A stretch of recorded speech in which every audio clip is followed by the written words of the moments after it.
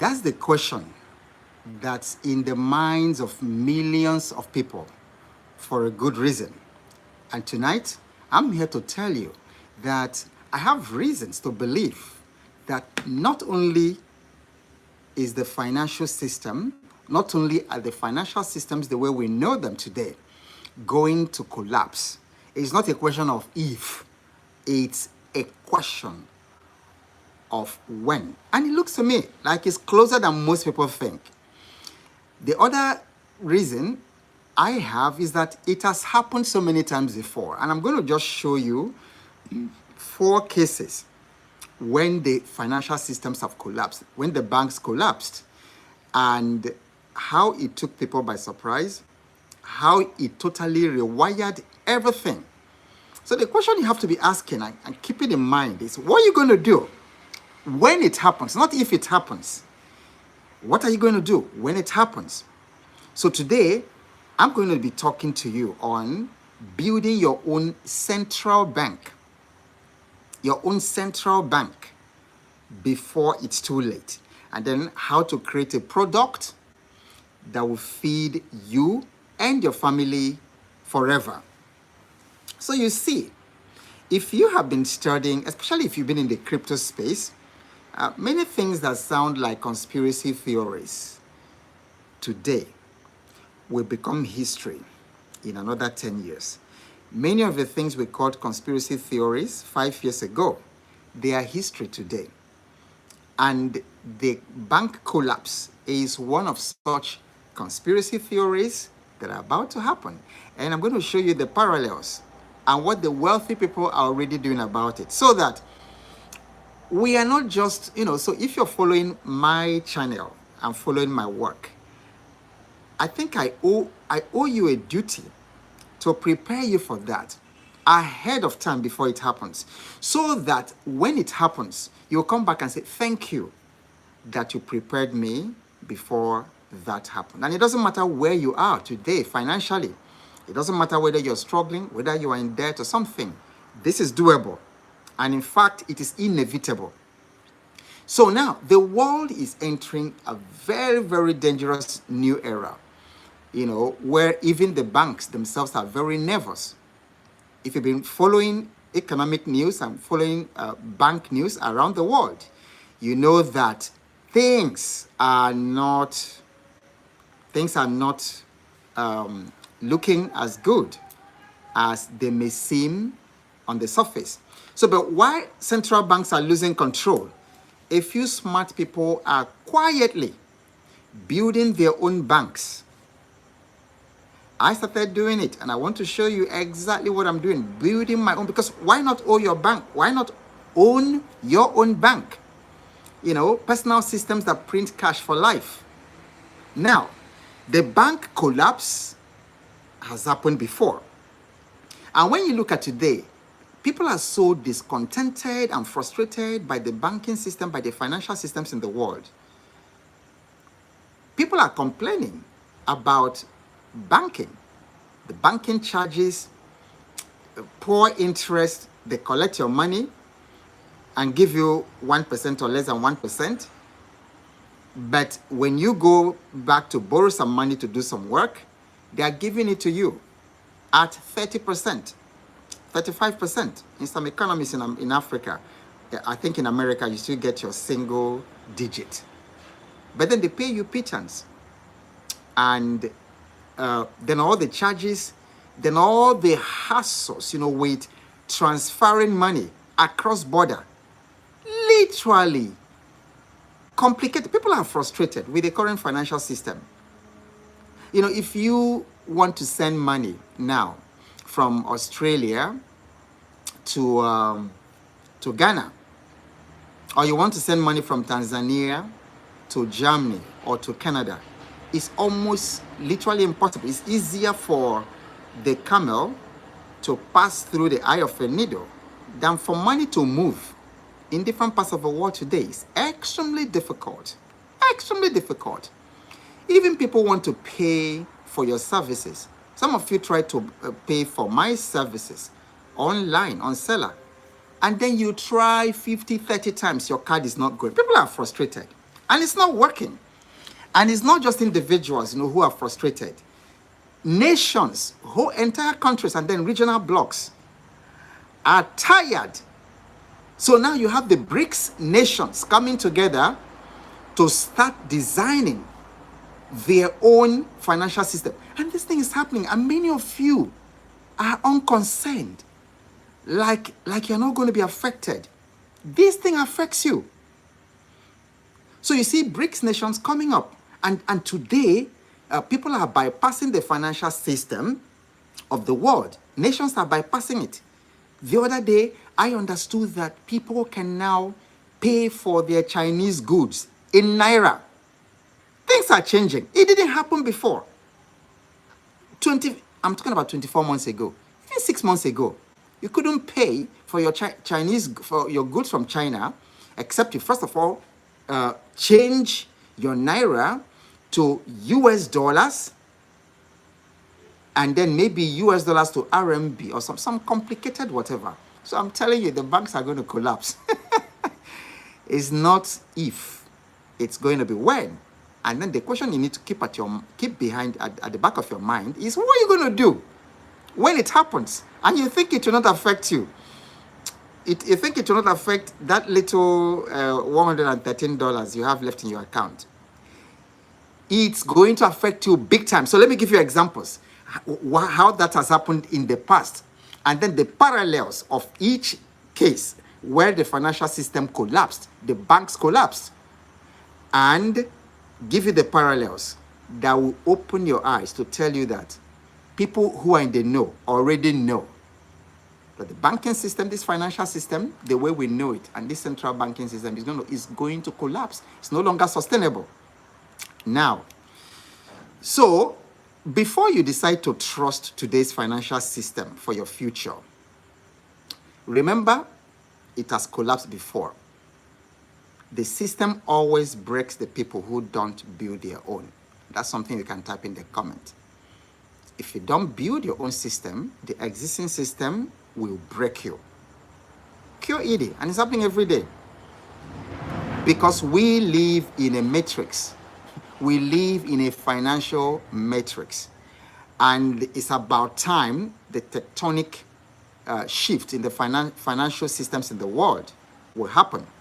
So let me tell you about the first one in this in the 20th century.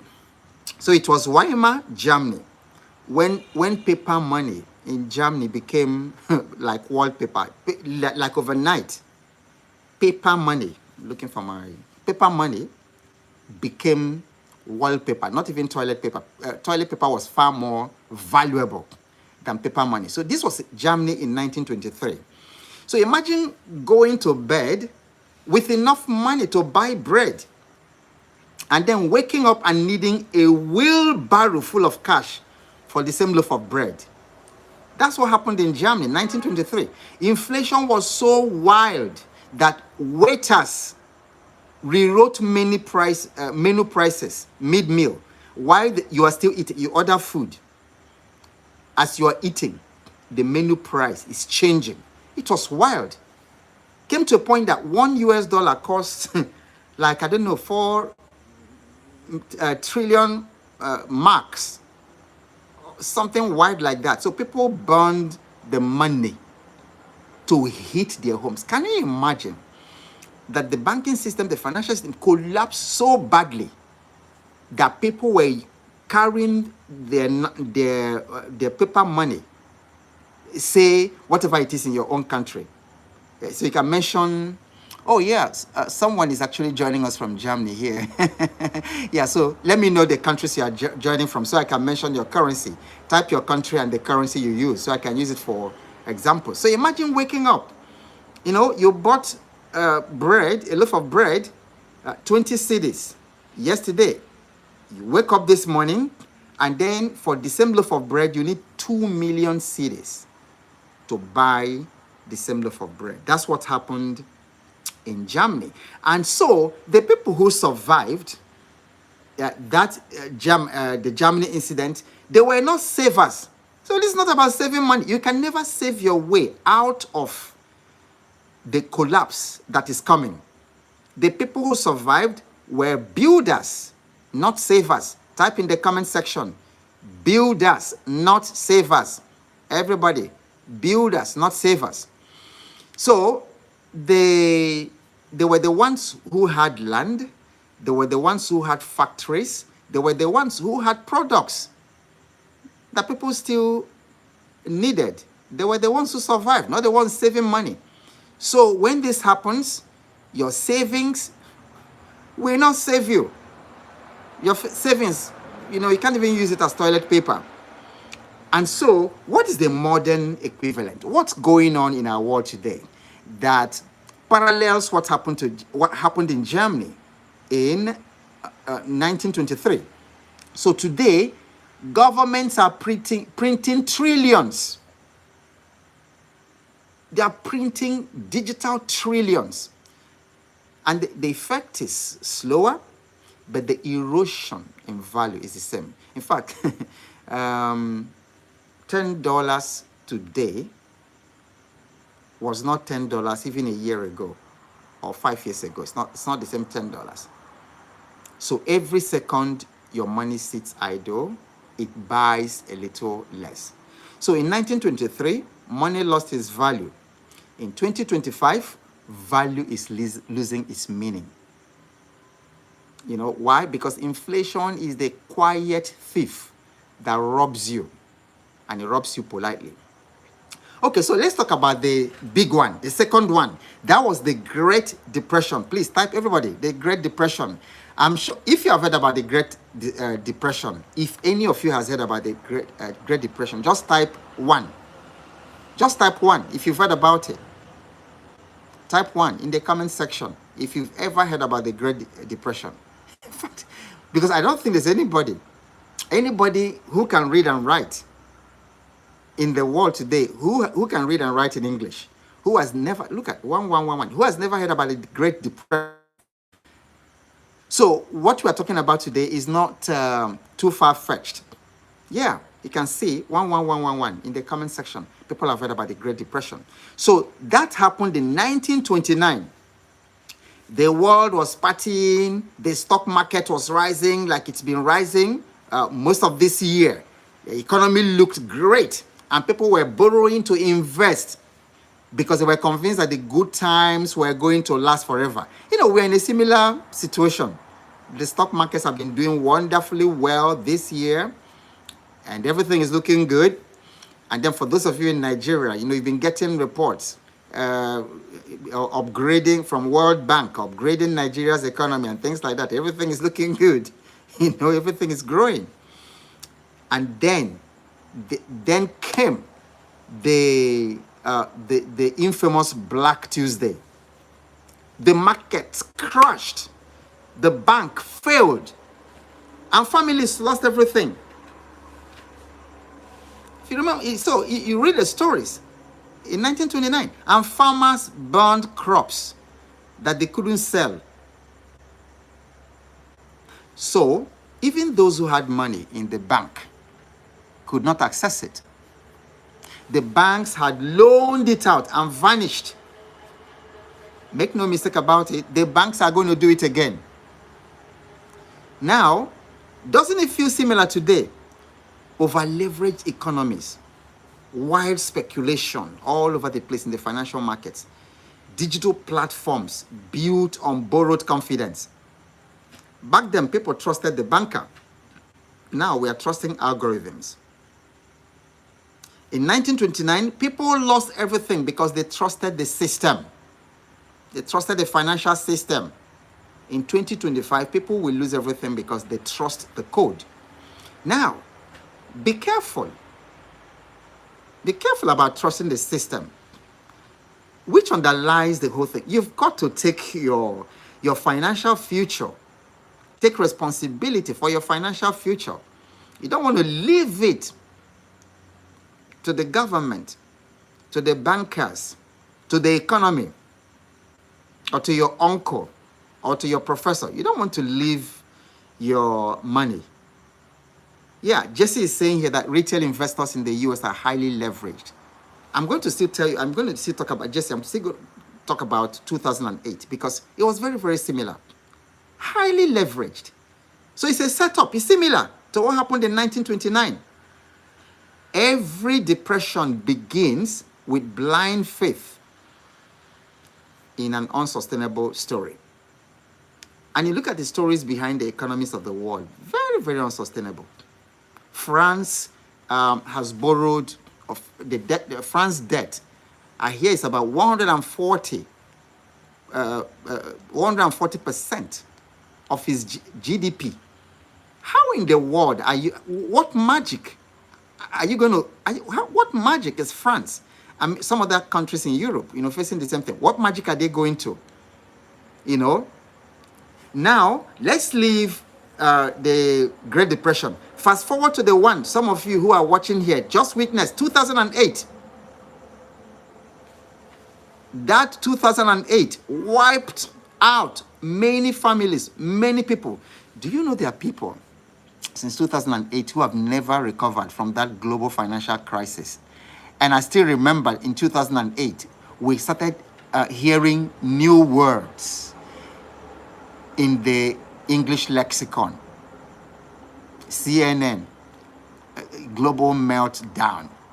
You know how I know? Because I went on television around that time, in 2008, 2009. It was so bad. And so a national television station invited me to interview me twice about what was going on. So that one is still very recent memory. So that's why tonight I'm going to give you a formula, something you're going to use. Many people didn't survive that 2008.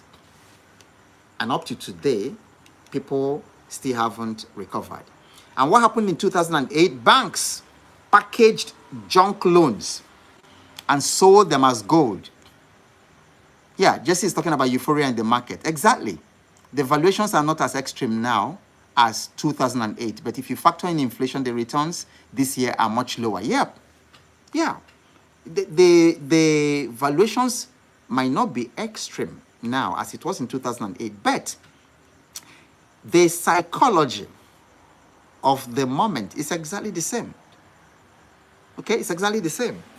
And so when the truth came out, Lehman Brothers collapsed. Millions of Americans and people around the world, because it affected everybody, lost homes, they lost jobs, and their retirement dreams came crashing.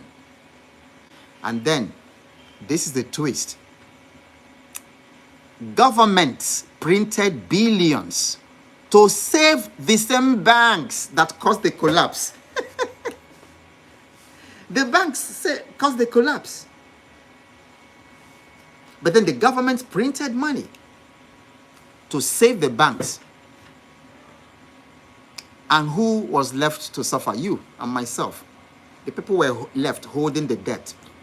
Today we are repeating the pattern. The magnitudes might be different, but the pattern is the same. Crypto collapses, over-leveraged economies, $1 trillion deficits all over the place. What's America's debt as of today? Like 33, $34 trillion in debt. What are they going to do? And that's a huge problem. What are they going to do about it? And they've been printing dollars. What are they going to do about it? So that tells you that there's a setup for a major implosion in the financial system coming. And the system still rescues the powerful and abandons the faithful like you and myself. So in 2008, the banks were bailed out. In the next collapse, there may be no one left to bail you out except your own system. And you need to take note of that and write some of these things down and make notes of some of these things. In 2008, the banks were bailed out. But in the coming collapse, there'll be no one left to bail you out except your own system. And that's what we're talking about, your central bank system. Okay. Now, the fourth collapse, Cyprus. How many of us still remember Cyprus? 2013, when the government seized the savings of the people. Cyprus woke up to a new nightmare. The banks became insolvent. And what did the government do?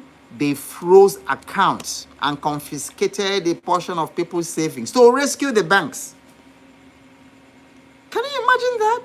So overnight, the citizens learned that their money wasn't truly their money.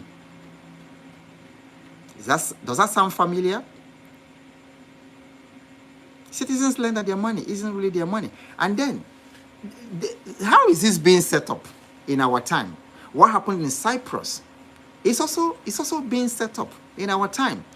Because with digital currencies and centralized control, it's now easier than ever to freeze or tax your funds with a single policy. And people in Nigeria,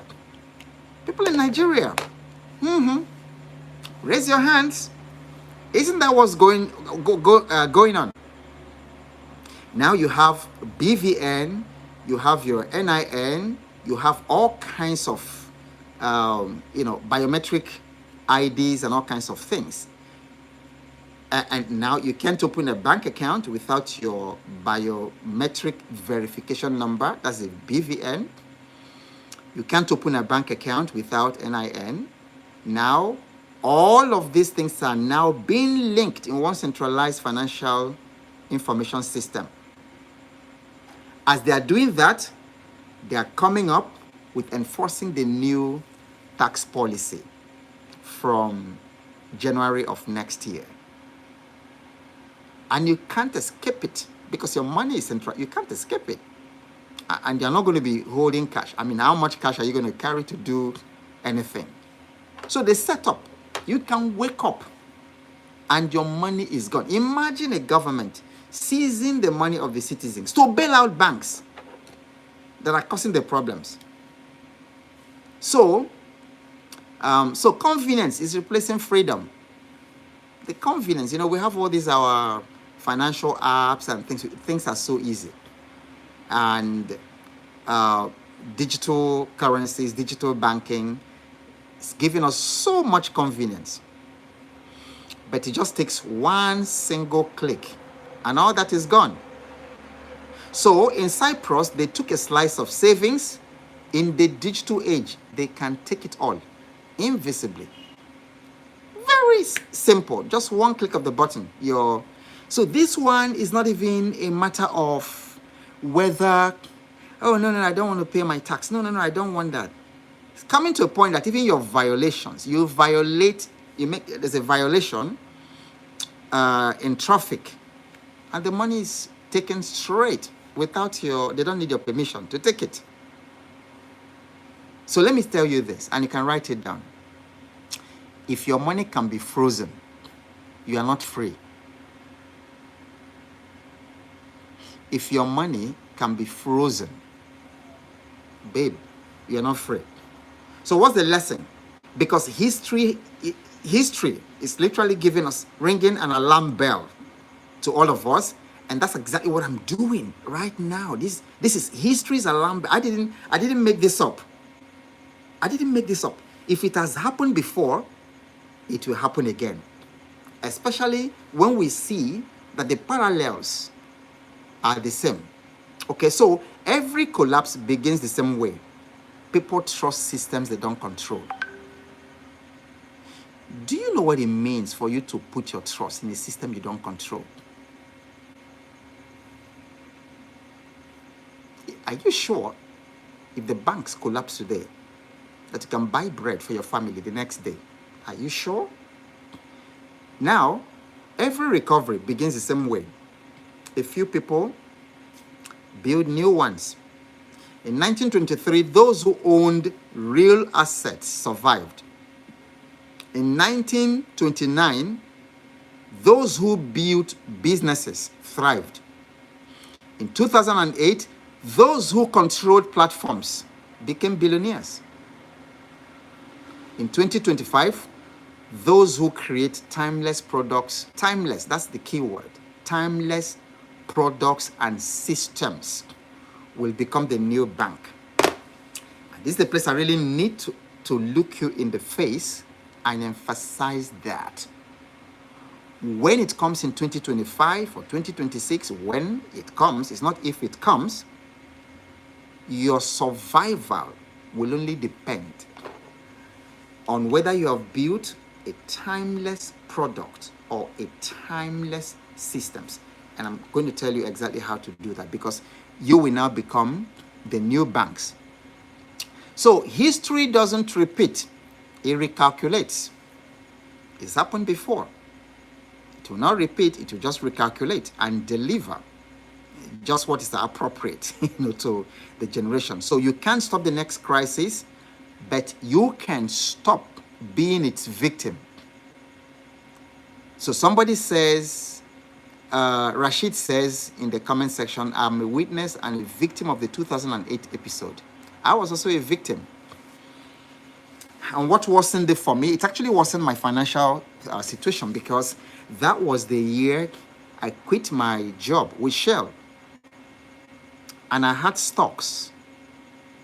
And all those things became chaff. It launched me into very, very terrible financial situation. It's not going to happen to me again. You know why? Because they said, once bitten, twice shy. Isn't it the way they put it? So you can't stop the next crisis, ladies and gentlemen. But what you can do is to stop yourself from becoming or from being its victim. Because when the system breaks, the builders rise. So you want to be a builder when it happens. So the question isn't if the system will shake again, it's whether you will still depend on it. That's why tonight we're not just talking about money, we are building your central bank. Or if you like, you call it your emergency bank. And what is that? It's a timeless product. It's a personal mint. It's a system that feeds you for life. Okay. Now, we've established that the financial system is groaning. Currencies are wobbling. Inflation is eating up savings. Governments are constantly printing money. There's desperation, and people are losing faith. Every day they come up in the papers and say, oh, Nigeria's economy is improving. It has gone up by so percent. World Bank says, okay, Nigeria's growth is going to be this. They say it every day. But then the lives, have you noticed that the lives of the people, the citizens, the people in the village, everywhere, their lives are not improving. The economic whatever is looking glorious. They are clapping for the, but do you notice that their lives are not getting better? Every day I just see such poverty that makes me want to cry. And then can you imagine if you're in that situation and then the banks, the financial system collapse? I mean, you're already down. You're not just that you're down, you're already like buried. And then you have more debris for you. So see this picture. Now, the pension funds can't keep up with the reality anywhere. The UK is groaning under that. They can't keep up with the demands, the social the welfare packages, with the pension funds demands. They can't cope. Coupled with the incredible immigration problem. And then some say most of those migrants aren't working. So there's a serious burden. So the UK is technically broke. Inflation is silently stealing from the middle class. So banks collapse overnight. Why billionaires will sleep fine when that happens? And then technology is rewriting money faster than policy can catch up. So your money isn't safe in the bank. That's bottom line. It's safe in your system. Type it. Everybody, type it in the comment section. Your money isn't safe in the bank. It's safe in your system. It's been a long time I've been thinking about this systems issue. So it's just in recent times I'm able to calibrate. I'm able to encapsulate it into concepts that are easy to share, like I'm sharing. But this has bothered me for a long time, for at least 8 to 10 years, about systemizing, because systems are very stable. And then not just creating systems, but creating systems that make me independent of the matrix. Creating systems that make me independent of the matrix. So, your money is not safe in the bank, it's safe in your system. If you don't control how money flows to you, someone else will. That's an aha moment for somebody. If you don't control how money flows to you, someone else will. And ultimately, should the banks collapse or we get into some kind of global financial crisis, your financial emergency is not in the system. It's not because of a system, it's because you lack of a system. My entire value proposition for this channel came to me by observation that most people 35 years and above, because about 85% of my people, my audience in my YouTube channel, about 85%, that's a large number, are between 35 and above, between 35 and 65 plus. As I started serving this demography a lot more, listening to them, plus the ones I have coached independently, plus the ones I meet when I go to work for organizations, I facilitate board retreats, I facilitate transformation projects for organizations that want to scale. I do that. And then in my interactions with people 35 and above, and especially people in their 40s and 50s, and even 60s, I discovered that there are three main issues that they are dealing with. Three big problems. And that is what's scary about being 60 and suffering these three problems I'm going to mention. When you were in your 20s, maybe it really didn't matter much. But in your 40s, 50s, 60s, and you haven't addressed these three problems, it's scary. Problem number one, low financial literacy. Can you imagine if the financial crisis happens today, like in 1929 or even 2008? Will you survive with low financial literacy? Because most of you don't even understand what I'm talking about. But it's all in our faces every single day. But what most people watch when they go to TikTok or they go to Facebook or these places, they are watching comedy skits. They are looking for things to make them laugh. But the amazing thing is that in the same YouTube, in the same TikTok, in the same Facebook, there are content talking about these things I'm telling you about, warning people, encouraging people, this is coming. But you see, because you've trained the algorithm to be giving you entertainment, to be giving you comedy skits, you've trained the algorithm to give you things that make you laugh. You miss these things. So low financial literacy is a big problem. Number two, among these people in 30s, 40s, 50s, 60s, 70s, they are totally absent from the financial markets. That's what I noticed. The reasons behind their fear of financial failure, their fear that they will never retire, their fear that they will outlive their money, they will outlive their savings. Low financial literacy, number one. Number two, they are not playing in the financial markets. And then, number three, which is the worst of them all, people in this demographic who are struggling with money do not have systems. They do not have systems. So because They're, that's why money is chaotic in their lives. If you don't have systems, money is chaotic. It doesn't even matter if you are playing in the financial market, you still need to have a system. But what still? I am meeting people who are 62, 58, 55. I meet them daily and they contact me daily. They DM me daily. People are 58 and they do not have a single portfolio in the financial markets.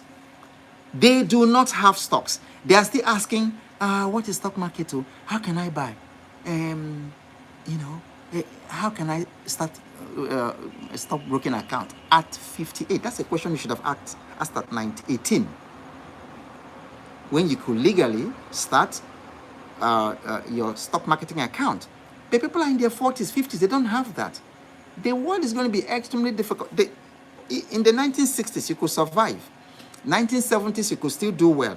And then if you were in the 1980s, you could. But today, you are not playing in the financial markets, you're becoming poorer every day. Because that's really where, the real thing is. And then the financial markets will retire you wealthy. Can you be depending on pension? Okay? In 2025? No. Okay. Now, so what is a central bank? Or I can say, you can call it, I'm using central bank and emergency bank interchangeably. But let me explain what it is so that you can build your own. So an emergency bank is not a savings account. It is not crypto. It's not even your brokerage account. It's a self-funding, self-renewing product or system that creates income without asking permission. This is a type they say mic drop. So your central banking system, your personal central banking system, is the one that creates money, creates income, and often passively for you without asking for permission. Imagine waking up every day. I don't like giving my numbers because it's going to give give a false image of what I'm about. Because many of you who have been following me know that I detest all these useless flexing online and then show off. People showing off cars, showing off mansions, just flexing, with that. I'm too old for that. I'm also too dignified for that, because the purpose of wealth, and why I talk about wealth, is not so that I can buy a mansion that I'll start flashing for you on social media. Oh, see how rich I am.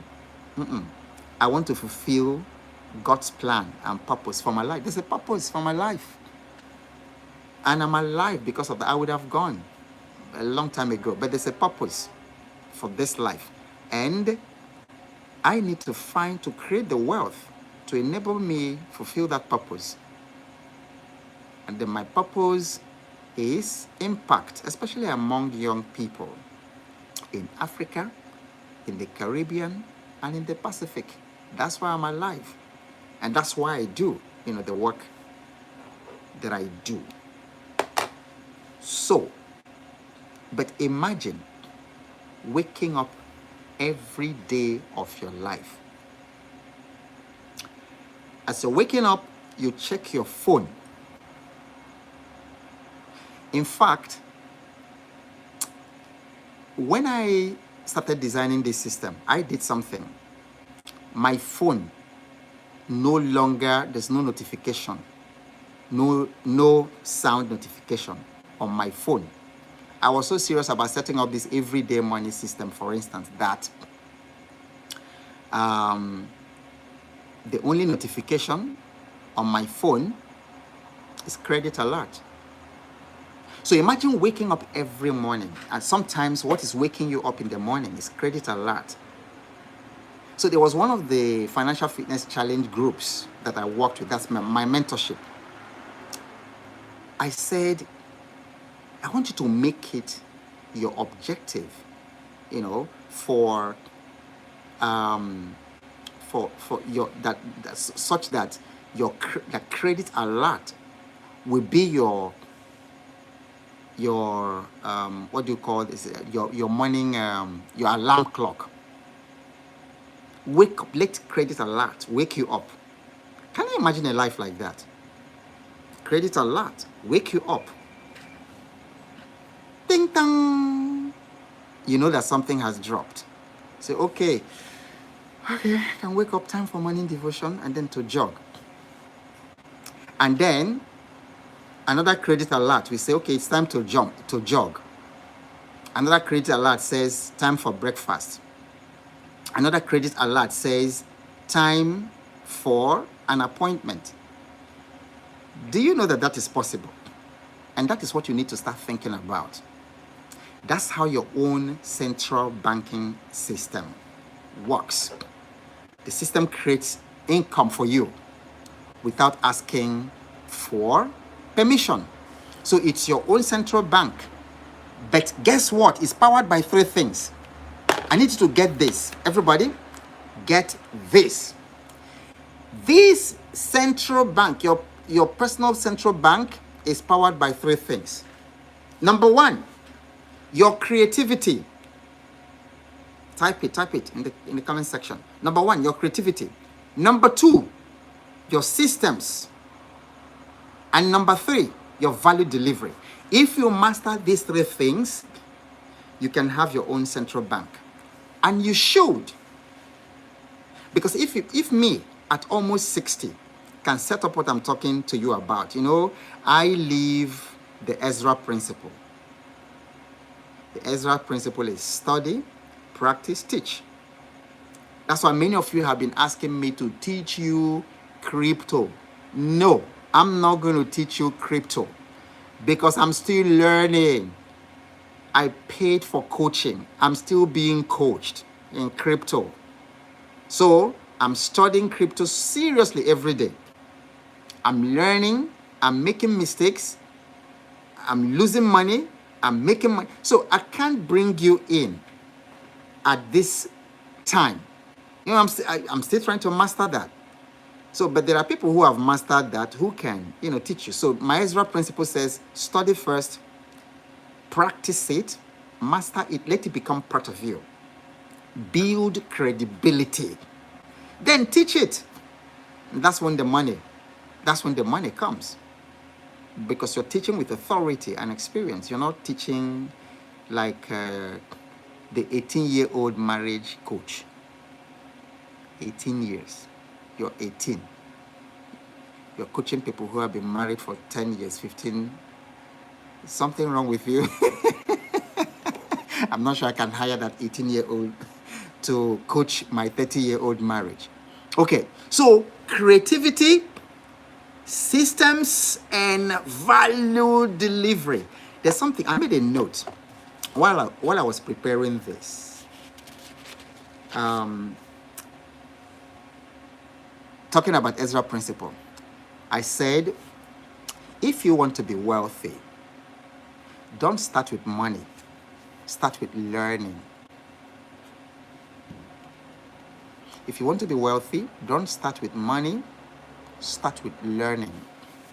Okay? I made another note as I was preparing this live session. And this one has to do with these 3 things. I told you that your central bank is powered. So it's got 3 pillars. One is creativity, the other one is systems, and then the other one is value delivery. If you have these 3 things, money cannot not come. Money cannot not come. So, in coaching thousands of people over the years, I have surprisingly found one mindset that is standing in the way of millions of people. One mindset that will not even allow them to create this central banking system I'm talking about. One mindset that is sabotaging their creativity, their systems, and their value delivery. And what is that mindset? It's the mindset that says, I have nothing to offer.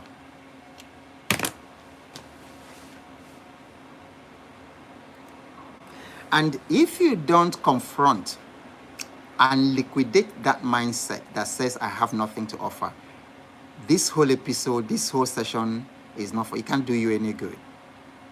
So you've come to have a very strong conviction in yourself that you have something to offer. Because wealth is not what you have. Wealth is who you are. And so if you want to build wealth, don't start with money, start with learning. And then that learning, the most important investment, the first investment you should make, if you have $1,000 you want to invest, first of all, invest in yourself. Invest in yourself and build value and build something to offer. And then you will be amazed. Don't start investing on us, invest in yourself. Then when you do and become a person of value, you'll be unstoppable. So do you know why this pillar I gave you also is very important, very powerful? So some of you are dreaming of immigration. You see, immigrating to other countries. Especially some of you watching from Africa. I don't even know why anybody would want to leave Africa. But there's nothing wrong with that if that is what you choose to do. But the amazing thing about these 3 pillars I've given you is that you can literally plug and play. If you decide to go from Ghana and immigrate to Germany or to Sweden or to Canada, it's exactly the same thing. These 3 things are they are first principles. Creativity, systems, value delivery. There's no place you cannot thrive on earth. So let me give you some examples of how this works. How many of you know Stephen Covey's 7 habits of highly effective people? Just type 1 if you've heard about 7 habits of highly effective people. So this thing happened. Stephen Covey started this idea. I remember watching him in those days, one of his videos, and he said that in developing this framework, he read over 200 books, rare books, like books written 1700s, 1800s, 1900s, and things, 200, big books. And I think he had a picture or something of it in those days. And then he now through his creativity, he packaged the 7 habits of highly effective people into a franchise. That became Stephen Covey's central bank. Because up to today, he wrote that thing, he developed those concepts in 1989. And then not only that, he now created a series of programs based on that concept. He created workshops, he created seminars, speaking engagements, he created courses, and then he also created 7 habit series. I think there's one for teenagers, there's one for all kinds of people, 7 habit series. Now the man is long dead, but he's still making money today because there are still royalties paid for something that he wrote in 1989. Similar to Chinua Achebe, the guy who wrote the Nigerian professor, well, he wasn't a professor at that, he was a 26-year-old. At the time he wrote Things Fall Apart. Things Fall Apart has become a phenomenon, a global, a worldwide phenomenon. It's become like a United Nations heritage asset. Fantastic book. He wrote it. He was 26 years old. 1958. Today, Things Fall Apart is still earning royalties. Long after Professor Chinua Achebe died. So that's a central bank. Now, Michael Jackson, his musical state, 10 years, I think it's more than 10 years, he died. every year, income is still flowing from what he built before he died. Then what about the Mars family? They created this chocolate empire, which has lasted for 5 generations from one product. One product. Cocoa, chocolate. 5 generations. Financial systems have come and gone. Economic crises have come and gone. Governments have come and gone. Republicans, Democrats, all those things. World wars, 2 world wars have come and gone. But this family has been making money from one sweet product. What about our friend Elon Musk?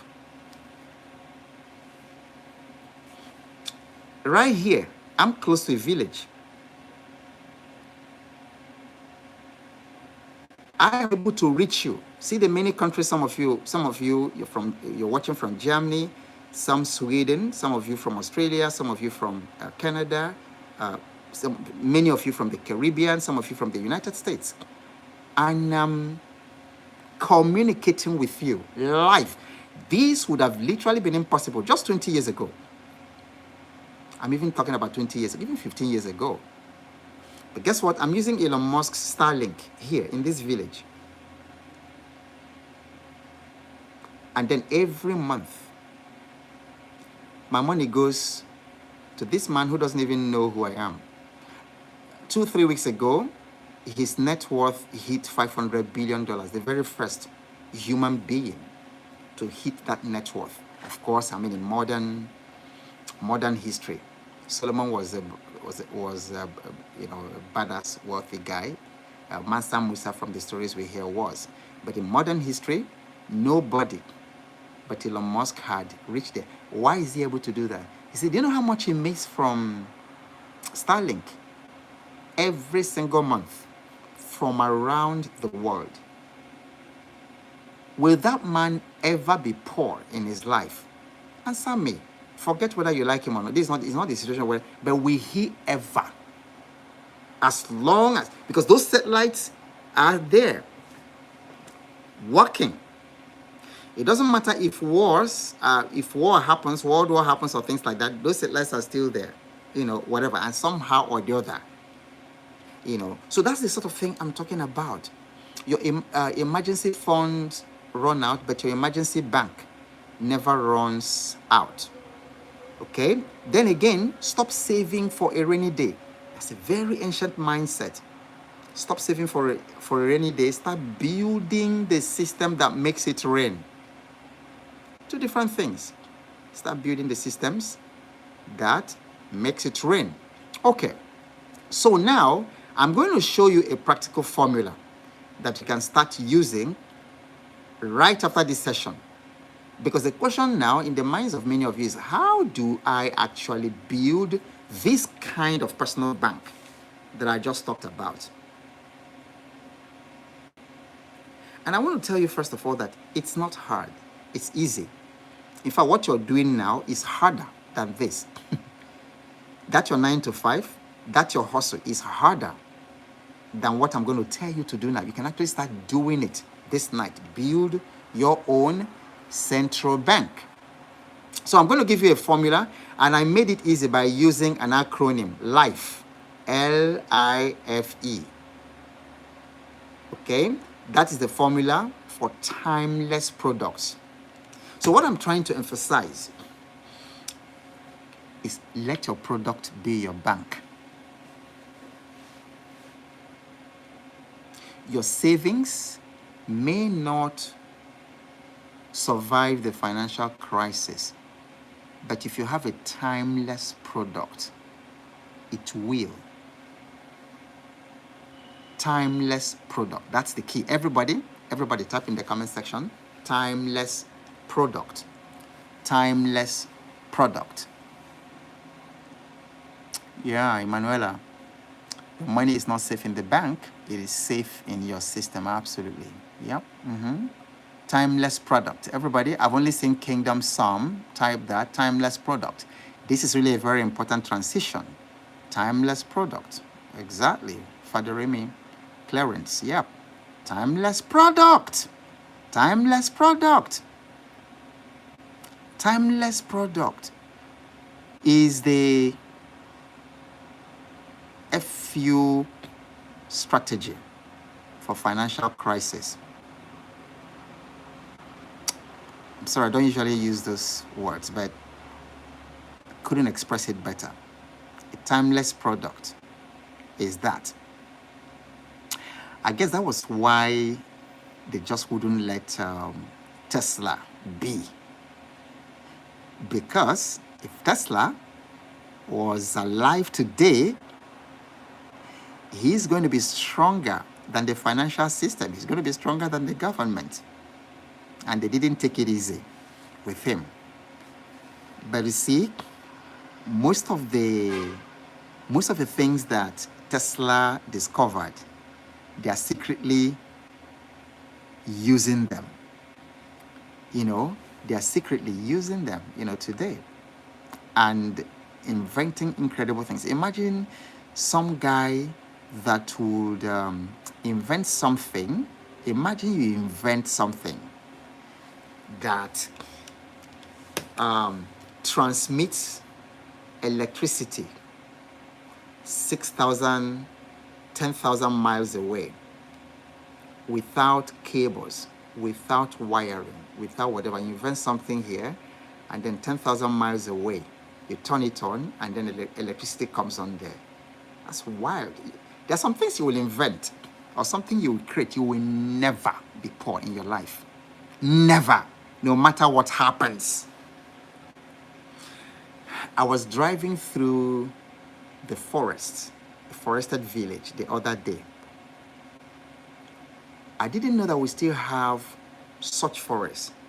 Oh my God, may that forest be preserved. In fact, it's the same forest which was part of why I went there. It's the same forest that the hunter who supplies me with honey, it's the same forest that he goes to harvest the honey. Massive forests. And then as I was driving through that forest, of course, I had to go there, with my 4-wheel drive truck because the place was rough. You wouldn't see, ordinary cars wouldn't go there, my sense of adventure. And I said, in this forest lies a tree, the bark of a tree. In this forest is the bark of a tree that will destroy cancer. In this forest, there is a leaf that if you squeeze it and put in the eye, it can clear blind eyes, destroy glaucoma instantly. In this forest is something that is a mushroom or something that when you take it, diabetes will be destroyed, like instantly. All those things exist. Our very old grandparents, great-grandfathers, they used to say that the forest is God's pharmacy. Do you know, if today you discover a plant or something that you put together and people drink it once and it heals diabetes or it destroys breast cancer, do you think that any financial crisis, I really need an answer. Do you think there's any financial crisis or anything that will happen that will affect your wealth in this generation and in the next 10 generations?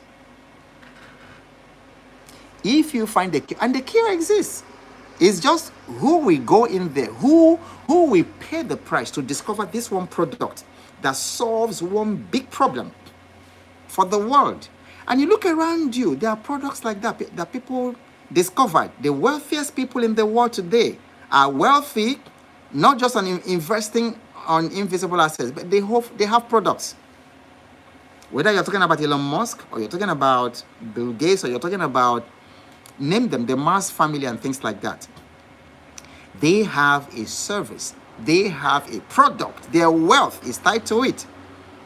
So your central bank is tied to a product. One product that can feed you for the rest of your life and feed your families after that. And then I go to bed every day thinking about it. What is one offer, one product that I can create, that it doesn't matter what the financial systems of the world go through. It doesn't matter the kind of distress that the financial systems of the world can go through, that I can always plug and play in any economy. I can always plug and play in any financial system. These are the kind of questions you should be going to bed with. Is somebody getting some value here? Type it. Type value. Yep. Yeah. Nelson says Musk investment in electric cars and space exploration. Absolutely. And the guy says he wants to send human beings to Mars. Yeah. Imagine if he does that. Imagine if he does that. So you should not be going to bed thinking about how can I get promotion in this my workplace. What a wasted question. You should never go to bed thinking about, oh, what should I invest in? That's okay.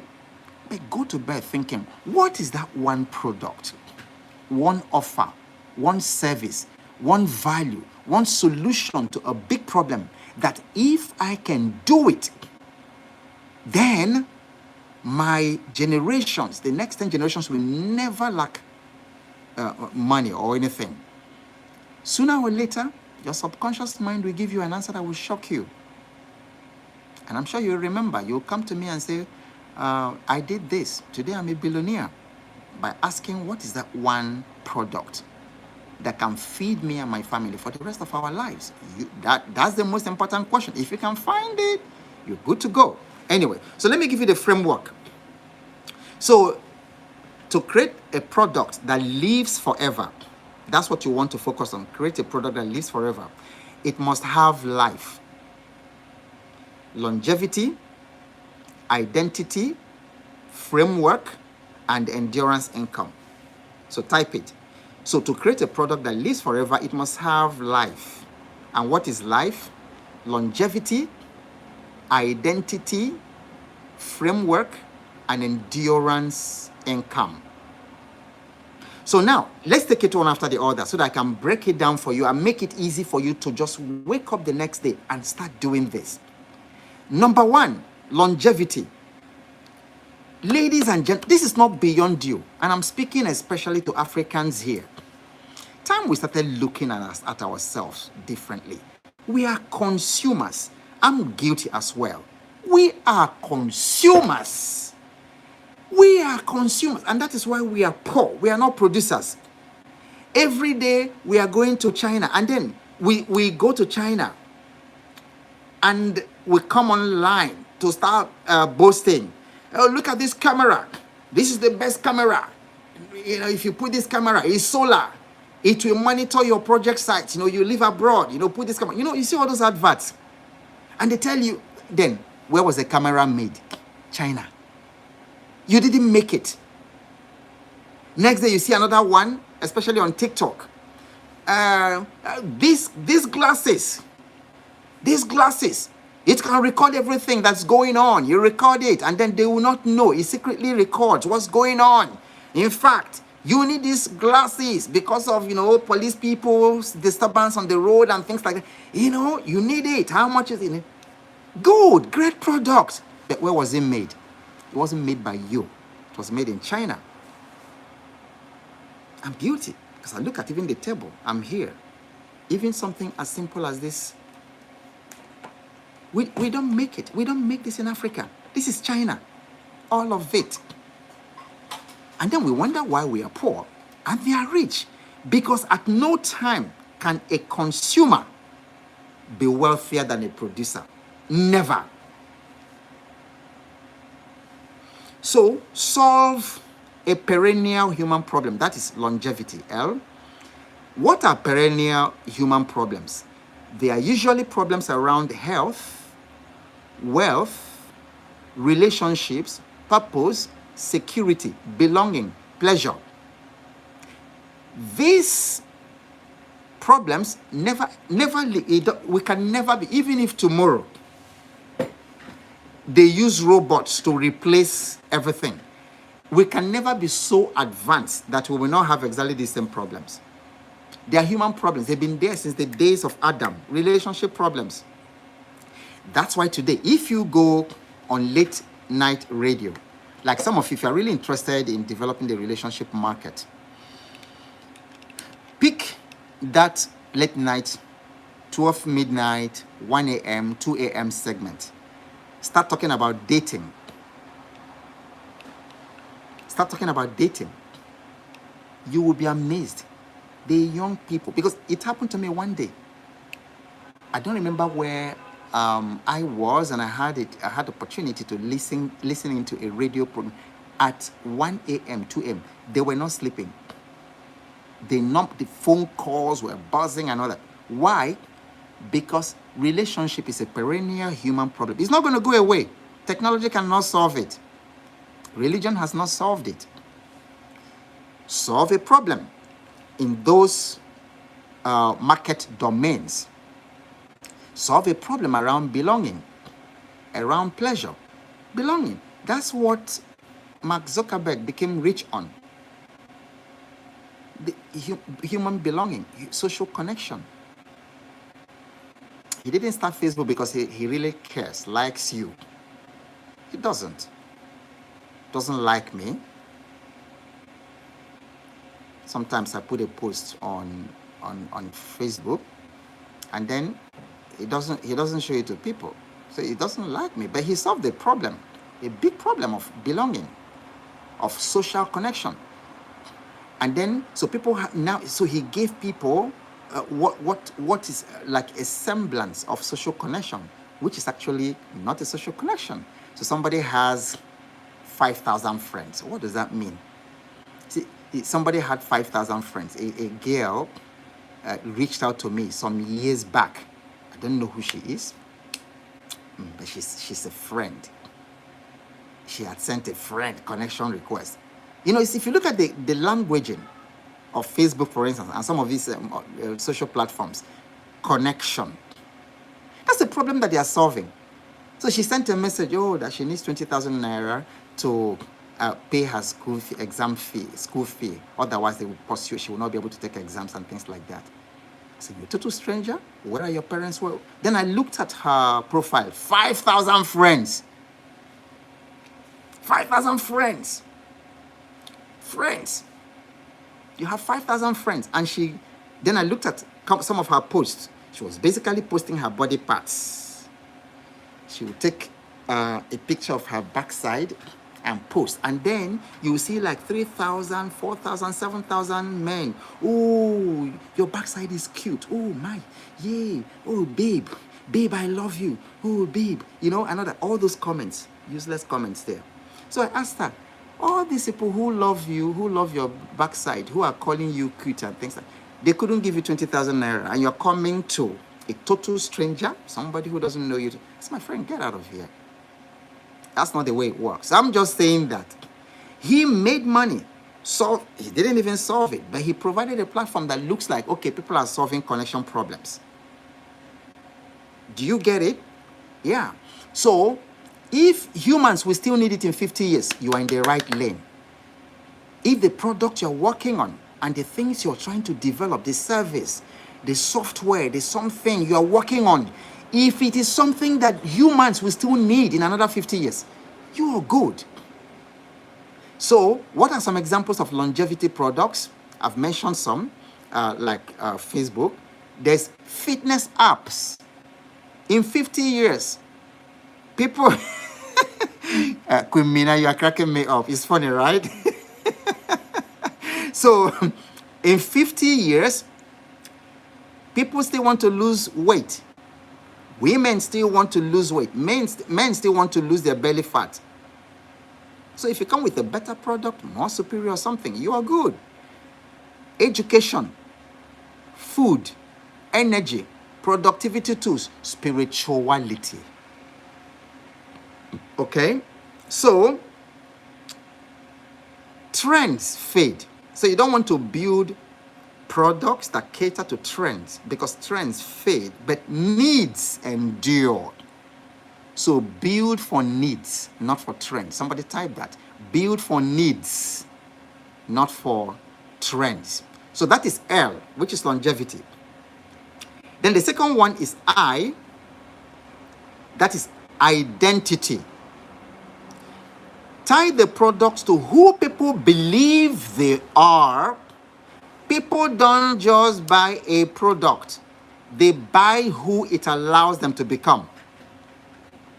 So the reason that many of you are signed up and continue to sign up on the Financial Fitness Challenge, which is my wealth mentorship learning platform, is because of who you believe it will allow you to become. So that is what you should do. Tie the product you're trying to develop to who people believe they are, okay? And who it allows them to become. So let me give you examples. Apple. I'm an Apple user. Everything around me is Apple. And Apple gives you the identity as a creator. Apple ties all their products to creativity. So they allow you to create endlessly. Just think it, imagine it, and Apple has tools, to give you to do that. So that's why they are doing well. Harley Davidson.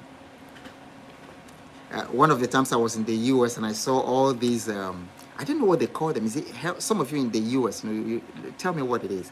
It was in North Carolina. I was actually driving to see my son. That time so it was a long drive from Florida to North Carolina. So along that long stretch of road, I think it was around Charlotte, I saw this, I don't know whether it's Hell's Angel that they call them or something, but these bikers, I don't know, they were numberless, so many of them, with all those motorbikes. And then, of course, I saw some Harley Davidsons. And then you see, from the way, these guys were on this, just driving freely, dressed in a certain way with tattoos and things like that, you could see they felt freedom. We are free. We are free spirits. So Harley Davidson, when you have that, you're a free person. So it ties it to the identity of people who believe that they are free. They are free spirits. They are socially free. They are outlaws, in quote, to the mainstream society. That's the identity. So when you find people like that, what kind of products can you build for them? What kind of product do you build for billionaires? You need to understand them and their identity and build something for them. And some people do that very well. They take common products, position it for billionaires, and then something that's probably $1,000, the billionaires are buying it for. For instance, some of these billionaires, you won't sell. Let me even talk about our own billionaires, because I think over there, surprisingly in the US, most billionaires are extremely simple, very simple, wear the same clothes, eat in ordinary restaurants, and you don't see all this whatever. So, but our own people, and then these billionaire celebrities, sports people and things like that, they have their own identity. I've read stories where a billionaire bought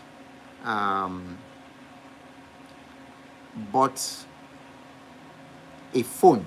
Yes, a phone for $2 million because they put diamond cross, and then some gold cross on the phone. So bought one phone, $2 million. I'm sure if you search where it was a young girl or something like that, you will find it. That's good. That's good. That's their identity. So their product, that's the identity. And I hear about some stores and outlets that you don't go if you're not a billionaire. And you see, they go by appointment. So they say, okay, I don't even know all these people because I don't follow them. So once in a while I hear some names. Maybe they say, okay, Jay-Z or Beyonce is coming to shop today. So she has her own time. It's 11 a.m. She'll be there. Nobody enters there. It's only her. And then, of course, when she goes there, she just does, just speaks and all that and goes, And then the thing will arrive in her house. That's their lifestyle. So you might want to open a service like that for just billionaires. There's nothing like price tag. There's not like, how much is this? No, they don't do that, because you created a service that is attached to the identity. Is somebody getting this? Okay. So, and of course, my financial fitness challenge, which if you haven't signed up to be part of it, at the end of this, you're going to get the link. You're going to get the link to sign up in the description of this particular video. And the financial fitness challenge, the identity tied to that are people who want mastery over their money, over finances. Okay? People who want to retire comfortably, rich, and also on purpose. People who want to stop working for money and then let their money work for them. So that is identity. If your product gives people identity, they will market it for you forever. Okay? That's important. So F stands for framework. Framework, turn what you know into a repeatable system. Because frameworks are how ideas become brands. For instance, you have the 7 Habits framework, you have my 4 P's framework, you also have my cash framework. So, cash framework for financial freedom. So, the C in the cash stands for capital accumulation. The A stands for asset acquisition. The S stands for scaling. So when you acquire assets, you scale. And then the H stands for heritage planning. At some point, I'm going to teach you about heritage and tell you what I'm doing about heritage. And many of you may not have heard about living trust before. And why living trust is critical, especially if you're over 35. In preserving your wealth, because it's not just making money is not actually the problem. Multiplying it is not the problem. The real problem is protecting it. Protecting it from unnecessary taxes, protecting it from all kinds of legalities, both when you are alive or when you die, because some people die and then they lose everything. Court cases, probate issues, and all kinds of things. And all these things are part of wealth, okay? So that's a framework. Now, so these aren't just ideas, they are financial machines. Okay, type in the comment section, frameworks are financial machines. A framework is an idea with legs. So whatever you know, whatever you've mastered, whatever you turn it into framework, trademark it as templates, because those are templates for wealth. E stands for endurance income. Endurance income. So build multiple cash flow streams from the same product. I told you about how Stephen Covey did it with 7 Habits. The same thing. And then there was, what's their name? Is it Mark Victor Hansen? They did it with their own chicken soup. Chicken soup for the soul, chicken soup for this, chicken soup for that. I don't know how many chicken soup that they eventually made. Maybe over 100 chicken soup series. Amazing. And those guys made hundreds of millions of dollars. Creating multiple cash flow from the same product. So you talk about royalties, you talk about subscriptions, you talk about licensing, you talk about franchising, you talk about digital automation. Okay? Now, don't sell once, structure your products to keep selling itself. While we have been talking, somebody has bought a digital product from me. So it works. It's not theory. Okay, so don't just sell once, structure your product to keep selling itself. Income that endures is wealth that matters.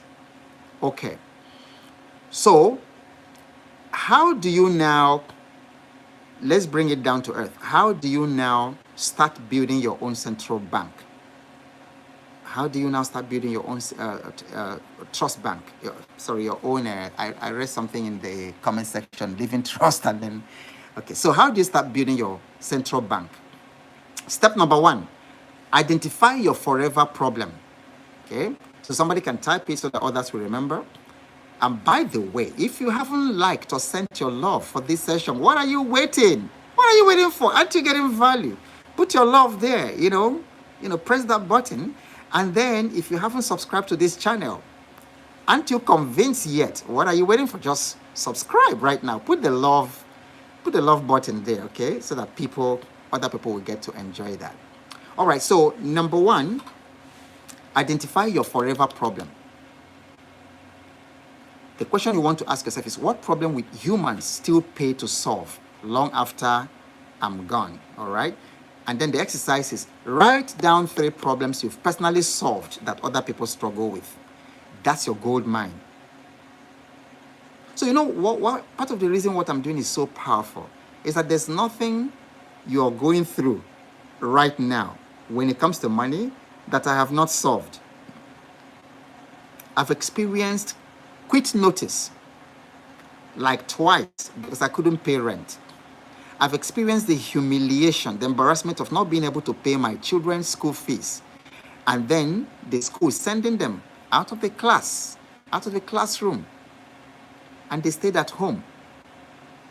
I've experienced what it means to lose my parents just when I thought I was in a position to be able to spoil them and to thank them. I wanted to send my parents to vacations in Europe, in Caribbean. I wanted them to experience cruises. I wanted them to experience the world. And just the time I could afford it, I could make it happen. I could put my mother on a cruise, Caribbean cruise. Just the time I could take my father to explore Europe that he had only read about in books but never been to. They died. So I've experienced it. And that's why many of you connect to me, because you see deep within you see authenticity. Yeah, I want to make money, but you can tell that this is not about making money, because you can testify yourself. If you could have gotten what I'm giving you now, what I've given you this evening, for free, anywhere, this level of practical information and exposition, because I have been through it, I've solved the problem. So write down 3 problems you've personally solved that other people struggle with, because that's your gold mine. That's your gold there. Then step number 2, package it into a timeless product. Timeless product. Okay, so it could be a book, it could be a course, it could be a subscription, it could be a framework, it could be a certification, because nothing stops you certifying people on something. I even went to New York to attend a certification program on what they call the emotional psychology, digital emotional psychology, emotions around colors and website, and then languaging, copywriting, and things like that. And he's a guy just put it up and started certifying people around the world. and I paid him, I went there to certify. So you can create a certification program. Nobody stops you. Or you can create a digital or a physical product. A couple of years ago, I don't know how they managed. I think probably one of those three pillars I told you about did not, I think, failed. But a couple of years ago, a young man in Nigeria created a bitters. If I remember correctly, it was called Rizu bitters or Ruzu bitters. I don't see it again. But that thing actually helped so many people. But I think the value delivery somehow collapsed along the way. And then it got into some kind of legal tussles because I think somebody wanted to outsmart him and then take the trademark, the copyright, and things like that. But you see, you might want physical product. Don't ignore the power of a physical product that is timeless. In our kitchen, we discovered a timeless product.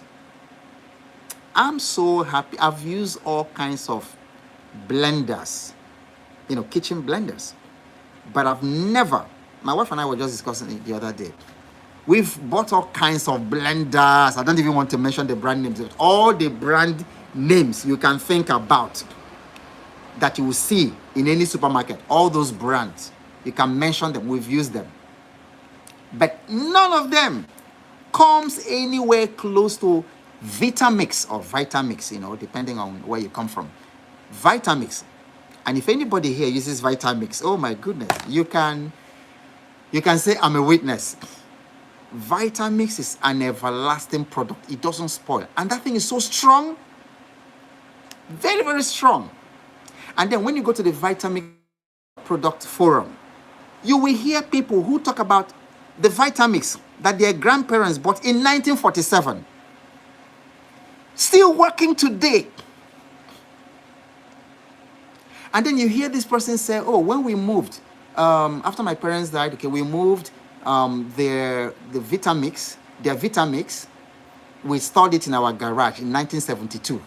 Now they are writing in 1990. And they said, so 1972. 1990, they grab the Vitamix, plug it, the thing comes to life. Very powerful. Those guys are good. If I'm going to market in a product, it's going to be Vitamix. So timeless physical products can be incredible, So that's amazing. So note that your knowledge is not valuable until it is packaged. And then I want everybody to write this down. Type this. If you can teach it, you can bank it. If you can teach it, you can bank it. All right, step number 3, systemize distribution. Because automation equals freedom. So you can use online funnels, you can use AI tools. AI makes everything so easy. Product description, writing hooks, writing ads, Facebook ads, whatever ads. It's incredible. Then creating evergreen videos. So build once, sell forever. If it depends on you, it's a job. If it depends on a system, it is wealth. Step number 4, reinvest the profits into your bank.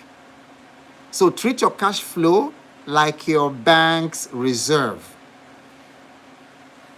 Banks don't consume profits, they recycle them. So don't eat your seed. I emphasize that a lot. Don't eat your seed. Expand your system. Expand your central bank. Let your central bank grow. Step number 5, it's a fun step. Name and frame your bank. Call it whatever you want. Give your bank a personality.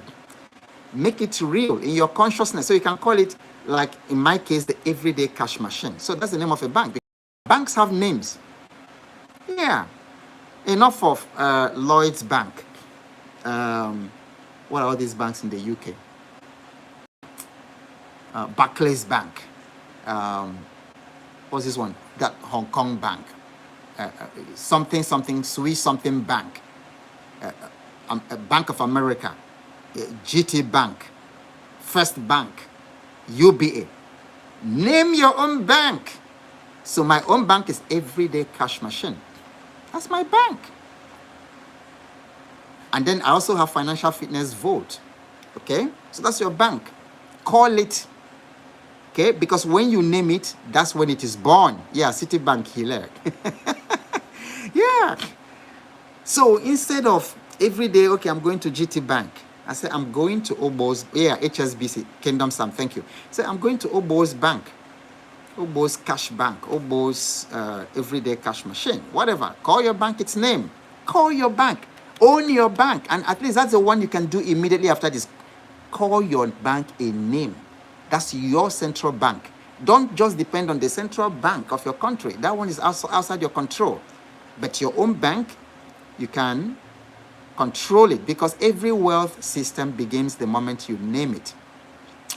Okay, so now you have work to do. What I can do is to develop a worksheet that can help you to implement this.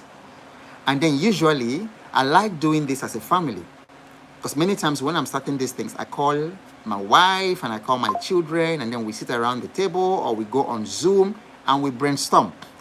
Don't underrate or underestimate the importance of doing things together as a family, and especially if you're a married person. Don't underestimate the importance of doing things in unity with your spouse, with your husband, with your wife. Brainstorm. It's incredible when we sit brainstorming as a family. It's amazing. My children are so smart, so wise. They come with an angle that I never think about. And again, because of the generational differences also, there are things they pick up that I can pick up. So I'm going to develop a worksheet, and if you want that, just type worksheet in the comment section.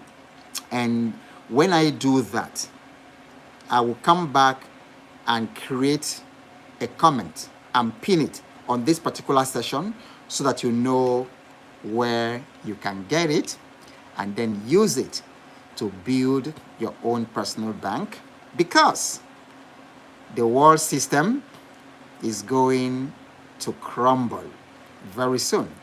And if you're serious about creating your own personal central bank, a system that feeds you forever, do yourself a favor and join the Financial Fitness Challenge. Okay, so the link to join the Financial Fitness Challenge is in the description of this particular video. And once you join, once you click on the link and then you pay, you will automatically have access to the learning platform that can allow you to build this kind of system. And then secondly, you will be added to a group where you can find support. People help each other to grow. Because like we say in the Financial Fitness Challenge, wealth is a team sport. It's not a solo flight. It's a team sport. So join the Financial Fitness Challenge. And then also watch out, because I'm going to teach a workshop, a very, very powerful workshop on everyday money system. I'll be wicked to keep it to myself. I'm not rich. I'll probably be rich one day, but I wake up every morning. And I find money every single day because of the systems I set up. So I'm going to be teaching that. And so watch out for the dates. Once we have the system built up for you to join and to enroll, you are going to get that information. So everyday money workshop. But in the meantime, you can join the Financial Fitness Challenge. I'll show you how in the comment, in the description. All right. Hey, Seda, so good to see you. Seda, I've missed you. Okay. All right. Now, everyone, give me what your aha moment is. And I'm going to read your name and then your country, if you put it there, and what your aha moment. What was your aha moment today? What was it that blew your mind today? Type it right now in the comment section. And when you type it, tell me your country so that I can read it. I'll read your name. And it's going to be like an everlasting product, because this video will still be here in another 10, 15 years. And when people listen to it, they will hear your name and the country that you're typing from. So that's a cool thing. All right. So let me know, what was your aha moment today? What blew your mind? What is it you're taking out to start implementing immediately? Hello, Esther Burton from the United States. It's good to have you, Esther. And to remind you, if you haven't subscribed to this channel, do that right now. Okay. So I have Michael Edge says, can be able to create a certificate course on what I know. Fantastic. Oh, said I missed the session, but don't worry. The replay is going to be automatically available. Yeah, Festus says, if you can teach it, you can bank it, and that is from Ghana. Emmanuel, start your own bank. That's different. Just what I wanted to hear. All right, so Emmanuel Babarin, they sent that from the UK. All right, Tochukwu says, create value and you are forever needed. Absolutely. Uncle Fresh from Nigeria says, don't eat your seed. Ego Dominic says, my aha moment is stop saving for rainy day and start building machines that create the rain, that cause the rain. Marvelous from Nigeria says, if you need to be there, it is work. If it doesn't need you, it's a system. Fantastic aha moment. Fadureme, my friend, says, if you want to be wealthy, start with learning. And Fadureme is typing from Nigeria. John Emmanuel says, to build a system that will withstand the test of time. Absolutely. Shiburi says, from South Africa, if it depends on systems, it's wealth. Absolutely. But if it depends on you, if you have to be there, then it is simply a glorified job. So, ladies and gentlemen, it's been wonderful having you tonight. And then remember, we do this every Wednesday and Sunday night, exactly the same time. Sometime again in December or January, we can start daily like we used to do. But for now, it's Wednesdays and Sundays. And the link to join the Financial Fitness Challenge, you will find it in the description section. I love you all. I wish you the best. And don't worry, whatever situation you find yourself now, financially, don't worry. It will come to pass. It's only a phase. Just follow the process. Follow the system. And then you are going to be okay. There's enough abundance on the earth for everybody, including you. So don't worry. You're going to be okay. And whatever happens, keep showing up. And I'm going to see you exactly same time on Sunday evening. Good night.